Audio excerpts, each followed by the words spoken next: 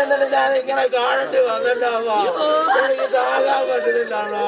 ഞാൻ തകർന്നു പോയവോ? ഞാൻ തകർന്നു പോയി. എന്നെ കൊണ്ട് പറ്റൂലമ്മോ.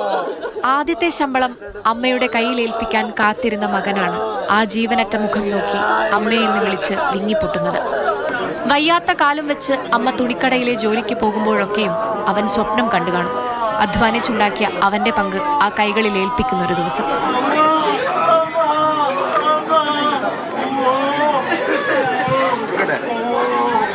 ആശുപത്രി കിടക്കയിൽ വേദനയ്ക്ക് കൂട്ടിരുന്ന അമ്മയെ പെട്ടെന്ന് കാണാതായപ്പോഴും വരുമെന്ന പ്രതീക്ഷയിൽ കാത്തിരുന്ന മകളാണരികിൽ.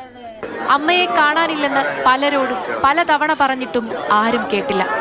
ഒടുവിൽ മണിക്കൂറുകൾ കഴിഞ്ഞ് കെട്ടിട അവശിഷ്ടങ്ങൾക്കിടയിൽ നിന്ന് അമ്മയെ കണ്ടെത്തി, ജീവനില്ലാതെ. ഞാനല്ല, അവളായിരുന്നു വീട് നോക്കിയതെന്ന് പറയുമ്പോൾ ഇനി മുന്നോട്ട് എങ്ങനെയെന്ന നിസ്സഹായതയാണ് ഭർത്താവ് വിശ്രുതന്റെ കണ്ണിൽ. എന്റെ ഭാര്യയാണ് ഇത് തള്ളി നീക്കി പിള്ളേരെ ഈ പരുവത്തിലാക്കി. നേഴ്സിംഗ് പഠിപ്പിക്കാൻ ഒറ്റ കാരണം എന്റെ ഭാര്യ ബിന്ദുവ. ഇല്ലാത്ത പൈസ മുടക്കി ഇതൊക്കെ ഒപ്പിച്ചതും എന്റെ ഭാര്യ തന്നെ. നവനീത് ഇവിടെ ഒരു ചെറിയ ജോലി നിൽക്കുക. അവന് പഠിച്ചിട്ട് കഴിഞ്ഞിട്ട് ഇവിടെ എടപ്പള്ളി എന്ന് പറഞ്ഞിടത്ത് ഒരു ചെറിയ ജോലി നിൽക്കുക. 1 മാസമായി. ഇപ്പം ഇന്നലെ എന്നെ വിളിച്ച് 1 മാസം ശമ്പളം ഞാൻ മേടിച്ച്.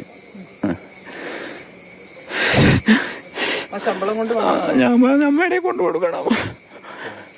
അമ്മയുടെ ആദ്യം അമ്മയുടെ ശമ്പളം കൊണ്ടു കൊടുക്കണം. എന്റെ വേണ്ട. 250 രൂപയിൽ 50 രൂപ യാത്രയ്ക്ക് മാറ്റിവെച്ച് ബാക്കി 200 വീടിനു വേണ്ടി ചെലവാക്കിയിരുന്ന ബിന്ദു. കടം വാങ്ങിയാലും കൂലിപ്പണിയെടുത്താലും മക്കളെ പഠിപ്പിക്കണമെന്ന വാശിയിൽ ജീവിക്കുന്ന അനേകം അമ്മമാരിൽ ഒരാൾ.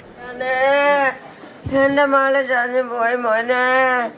മക്കളെ വയസ്സ് എന്ത് ചെയ്യും? മക്കളെ എന്റെ വയസ്സ് ഞാൻ എന്ത് ചെയ്യും?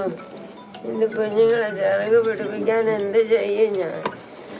സർക്കാരിനെ വിശ്വസിച്ച്, നമ്മുടെ ആരോഗ്യ സംവിധാനങ്ങളെ വിശ്വസിച്ച് ബിന്ദു കോട്ടയം മെഡിക്കൽ കോളേജിലെത്തിയതും മകൾക്ക് വേണ്ടിയായിരുന്നു. ആ യാത്രയിൽ ഒരിക്കലും ഇങ്ങനെയൊരു ദുരന്തം ആ കുടുംബം പ്രതീക്ഷിച്ചതല്ല.